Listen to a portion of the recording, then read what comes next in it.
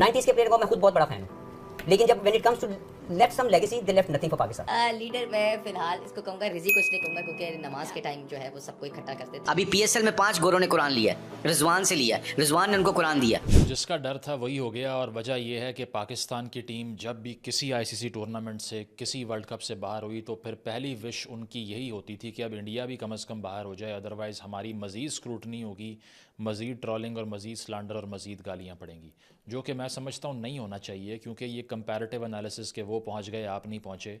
You play for your own self, लेकिन हमेशा से ये mentality back of the mind रही है, जिस तरह मैंने लास्ट वीडियो में एक्सप्लेन किया था regarding cricket. India has manage to win another ICC event, और आप कंसिस्टेंसी देख लीजिए कि आईसीसी टेस्ट चैम्पियनशिप में top 3, last ODI World Cup में finalist, last T20 World Cup में विनर, और चैम्पियंस ट्रॉफ़ी में भी अब वो विनर बन चुके हैं. इसमें कहा यह जाता है, और बहुत से लोगों ने ये बात की कि अनफेयर एडवांटेज था, they did not have to travel, they stayed in one country one venue, और इसीलिए उन्होंने वहाँ पे स्पिनिंग ट्रैक को देख के 5 स्पिनर खिलाए, सारे मैचेस वो जीत गए. बाकी सारी टीम्स को अडेप्टेबिलिटी दिखानी पड़ी, ट्रैवल करना पड़ा, फटीग अलग आई, कार्बन फुटप्रिंट बनाया सब ने, but India stayed where they had to.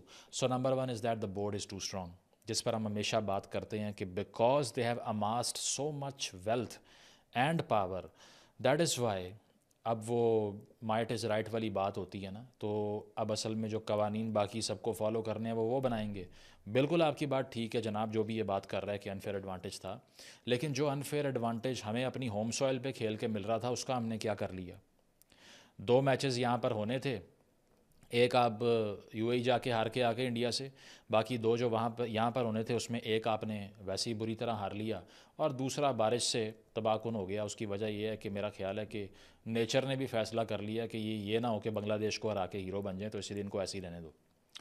तो वो वाला मैच भी आप हार गए. तो अनफेयर एडवांटेज का फ़ायदा लेने के लिए भी आपको कोई ना कोई टीम चाहिए, जो हमारे पास अनफॉर्चुनेटली बची नहीं है. तो इस तरह से इंडिया ने एक चैम्पियंस ट्रॉफ़ी जो आप होस्ट कर रहे थे पहले, उसको ल्यूर किया आपके मुल्क से बाहर, उसके बाद में वहाँ पर आपको भी हराया, और उसके बाद में आपसे ट्रॉफ़ी भी छीन ली. So this is ultimate humiliation in the end. But इसके सराउंडिंग क्या होता रहा, ज़रा मैं उसकी बात करने के लिए आज आया हूँ. क्रिकेट एनालिसिस करने का मुझे शौक़ नहीं है, ना मुझे करना चाहिए, एक्सपर्टीज़ नहीं है. Neither I am the man who should analyse cricket and the game and the science behind the game. तो मैंने आज ये बात करनी है कि पिछली दोनों वीडियोज़ जो मैंने क्रिकेट पर बनाई पिछले 5-6 महीने में, उसमें सिर्फ एक आइडियोलॉजिकल प्रॉब्लम का मैंने जिक्र किया था पाकिस्तान टीम का. बहुत से लोगों ने कहा कि ये ओवर सिम्प्लिफिकेशन है, या तुम हर चीज़ में मेंटालिटी के ऊपर आ जाते हो.